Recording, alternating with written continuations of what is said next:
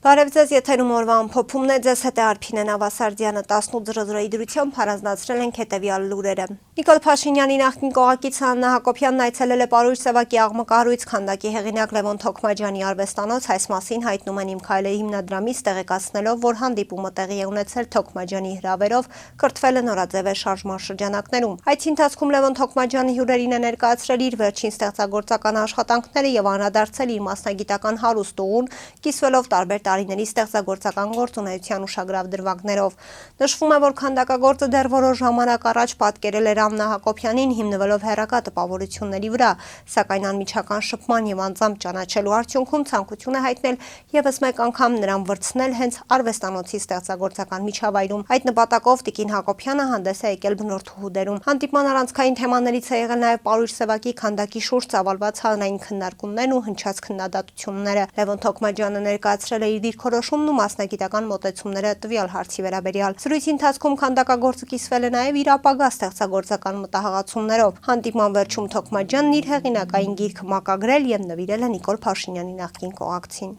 Այսօր ընթանում է կառավարող քաղաքացիական պայմանագիր կուսակցության ներքին քվեարկությունը, այդ մասին հայտնել է ԿՊ վարչության նախագահ Նիկոլ Փաշինյանը։ Քաղաքացիական պայմանագիր կուսակցության ներքին քվեարկությունը սկսվեց, ընտրում ենք ՀՀ վարչապետի թեկնածու եւ որոշում ենք ընտրական ցուցակի առաջին 50 հորիզոնականի դասավորությունը, գրել է Փաշինյանը։ ԿՊ-ում վարչապետի թեկնածուի մասով անակնկալներ կարծես չկան։ Ռուբեն Ռուբինյանը նշել է, որ վարչապետի թեկնածուն մեծ հաշվով հայտնի է։ ԿՊ-ում հիմնակա 50 վարչապետի թեկնածու, բոլոր 50-ը համարվում են վարչապետի թեկնածուներ, Հավանական վարչապետը կարծում եմ հայտնի է։ Քվեաթերթիկի ներքևում կա նշում, որտեղ մարդը պետք է նաև իր ընտրած 30-ից նշի անուն, թե ում է ուզում որ լինի վարչապետի թեկնածու, ում անունը ավելի շատ նշված լինի, նա էլ կլինի վարչապետի թեկնածու, նշել են նա։ ԿՊԱ-ական Արթուր Հովհաննիսյանն էլ հայտարարել է, որ կուսակցության վարչապետի թեկնածուն միանշանակ Նիկոլ Փաշինյանն է։ Ալեն Սիմոնյանի կարծիքով կա 3 սուբյեկտ, որ կարող է գնահատական տալ 3 տեղի ունեցած միջադեպին՝ իրավապահները, Հայաստանի Հանրապետության քաղաքացիները եւ իր կուսակցականները վարչության նիստում։ Առաջին իրավապահ մարմիններն են, եթե իրավապահ մարմինները գտնեն, որ իմ գործողության մեջ ինչ-որ բան կա, վստահ եմ կգործեն, եթե կգտնեն այն կողմի մարդկանց գործողությունների մեջ ինչ-որ բան կա, կարձագանքեն։ Երկրորդ սուբյեկտը Հայաստանի Հանրապետության քաղաքացին է, Հայաստանի ժողովուրդն է, շնորհակալություն եմ հայտնում բոլոր մարդկանց, ովքեր ինձ աջակցության խոսքեր էին գրել։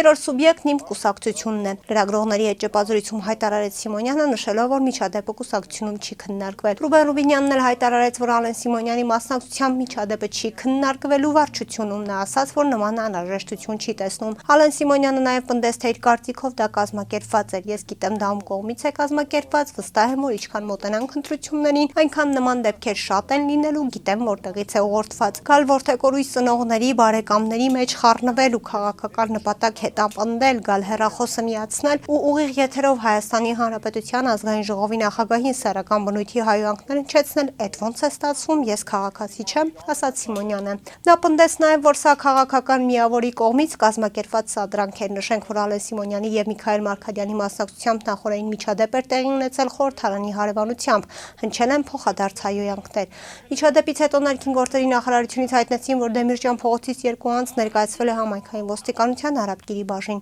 թե ինչ հիմքով են քաղաքացիները բերման ենթարկվել, պարզ չէ։ Անհետ կորածի հարազատ Արսեն Ղուկասյանն էլ հայտնել է, որ բերման ենթարկվածներն են ակտիվիստ Միքայել Մարգարյանը եւ Արսեն Վարդանյանը, ով համահայկական ճակատ կուսակցության անդամ է։ Ավարտվել է Սամվել Կարապետյանի ու վերջինիս պատկանող ընկերությունների գործունեությունը ղեկավարած ՎԹԻ եւ ԱԽ-ի դեմ հարուցված քրեական վարույթի նախաքննությունը, այս մասին հայտնում են քննչական կոմիտեից։ Հայաստանի էլեկտրական ցանցեր Փակbaşնետիրական ընկերության սեփականատեր Սամվել Կարապետյանը եւ նրան պատկանող ընկերությունների գործունեությունը ղեկավարած ՎԹԻ-ն եւ ԱԽ-ն մեղադրվում են առանձնապես խոշոր չափերով 1 միլիարդ 841 միլիոն 330,078 ՀՀ դրամ հարկեր վճարելուց խուսափելու, լիազորությունները կամ դրանցով պայմանավորված ազդեցություն օգտագործելով խարդախությամբ 4 միլիարդ 972 միլիոն 955,628 ՀՀ դրամ գույք հափշտակելու, առանձնապես խոշոր չափերով 1 միլիարդ 558 միլիոն 249,680 ՀՀ դրամ եւ 438 միլիոն 81,491 ՀՀ դրամի փողերի լվացման համար։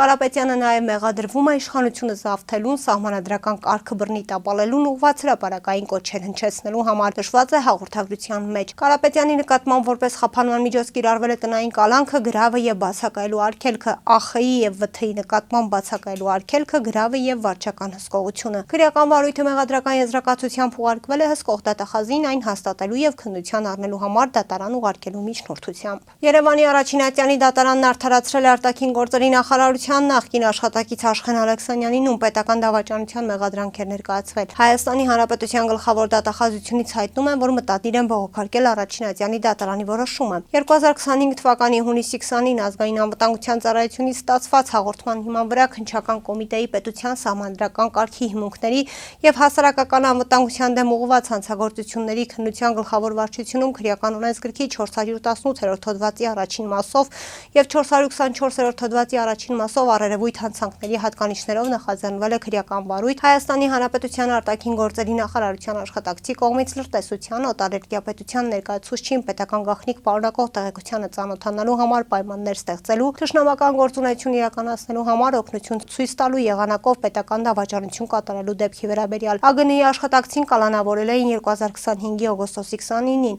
Այն ժամանակ նշվում էր, որ նա սիրային կապի մեջ է եղել ադրբեջանցու հետ եւ նրան փոխանցել կարևոր տեղեկություններ։ Հայաստանի քաղաքական դաշտը դադարել է լինել ազգային դիմադրողականության ողնաշարը, այն վերածվել է ինքնակորձման թատրոնի, որտեղ գաղափարական մրցակցությունը փոխարինվել է ներքին թշնամանքի նպատակային գեներացմամբ։ Սա այլևս քաղաքականություն չէ։ Սա պետականության հիմքերի կազմալուծում եւ քաղաքական սնանկության ծայրահեղ դրսևորում է։ Այս մասին գրել է Սամվել Բաբայանը։ Դուք քաղաքական օրակարգը բաժանել եք կեղծ բևեռների, որոնք հավասարապես կործանարար են, մեկը վախեցնում է պատերազմով, զիջումները մատուցելով որպես փրկություն, մյուսը խոսում է հաղթանակից առանց ռեսուրսների ու հնարավորությունների հստակ հաշվարկի։ Խաղաղությունը ոչ թե լոզունգ է, այլ հավասարակշռություն, առանց իրապես գործող բանակի եւ գայուն տնտեսության ձեր խաղաղությունը կապիտուլյացիա է, իսկ ձեր պատերազմը պետականագործան արկածախնդրություն։ Դուք պետական կառավարման համակարգը դարձրել եք պատասխանատվությունից փախչելու միջոց եւ նպատակ։ Մարդկանց կերակրելով ներկաների ու նախկինների մաշված հեքիաթներով դուք փորձում եք լրացնել հանրային պահանջատիրությունը, քանի դեռ ընտրությունը կատարվում է հանուն կամ ընդդեմ անձի,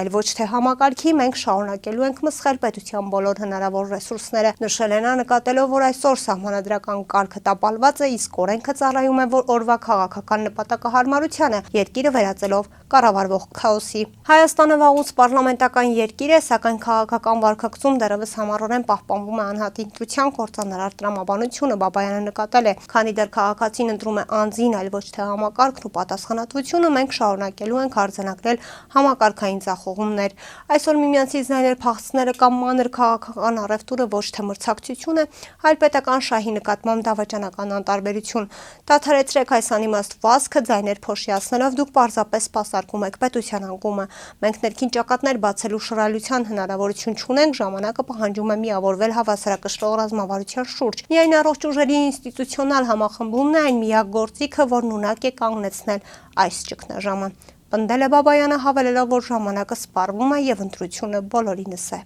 Այսօր մարտի 27-ին ավտովթար է տեղի ունեցել Սյունիքի մարզում ժամին 9:50-ի սահմաններում Կապան քաղաքի գործարանային փողոցում բախվել են Սյունիքի մարզի բնակիչներ 47-ամյա Միխայել Կ-ի վարած Toyota Մակնիշի եւ 21-ամյա Վազգեն Ս-ի վարած Mercedes Մակնիշի ավտոմեքենաները։ Ինչպես հայտնում է ֆոտոլրագրող Գագիկ Շամշյանը, վթարի հետևանքով Toyota-ի վարորդը տեղափոխվել է Կապան բժշկական կենտրոն։ Վթարի փաստով քննչական բաժնում նախաձեռնվել է քրեական վարույթ։ Այսօրվա համար պատրաստել էինք այսքանը, կհանդիպենք։